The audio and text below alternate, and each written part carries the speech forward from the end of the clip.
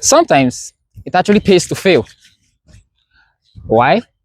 Because bad coaches actually make more money than good ones. You're surprised, right? Stick around, I'll tell you how. In football, we always talk about winning trophies, building legacies, and being a top manager.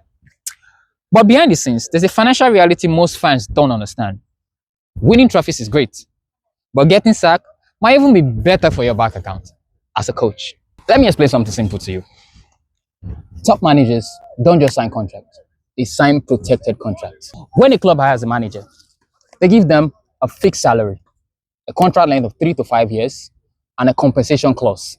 So when the club decides to sack them, they still have to pay them their money. And sometimes all of their remaining salary.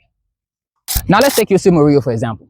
That man has been sacked so many times than I can count. Manchester United, Chelsea FC twice, Fenerbahce, Real Madrid, Tottenham Hotspur. The list is endless, man. But guess what? Man has made tens of millions just from being sacked. At Manchester United, reports had it that he earned over £15 million after losing his job. You can't call that failure. That's a payout.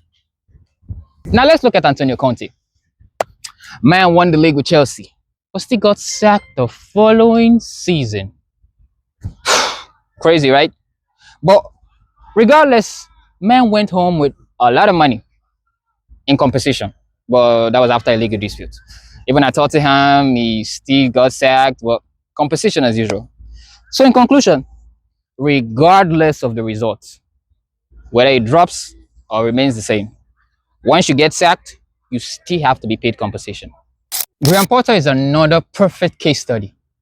Chelsea paid a whooping sum of $25 million just to get him to sign from Brighton.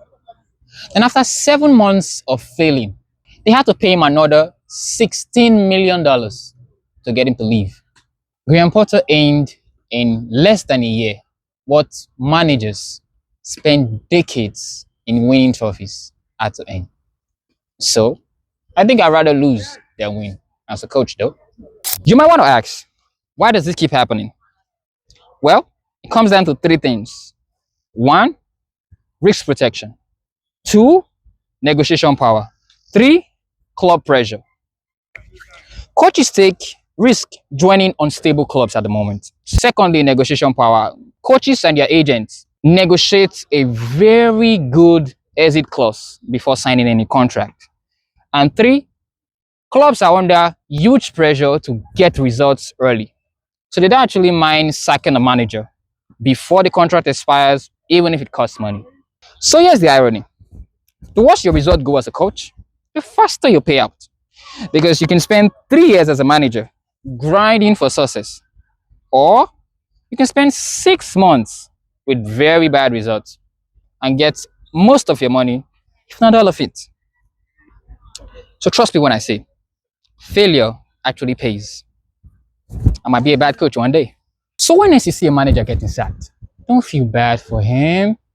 Think about the business. The millions is going to be paid out. Sometimes getting sacked might just be part of a big financial strategy. So if you love breakdowns of football content like this, follow, subscribe, like, and I'll see you on the next one.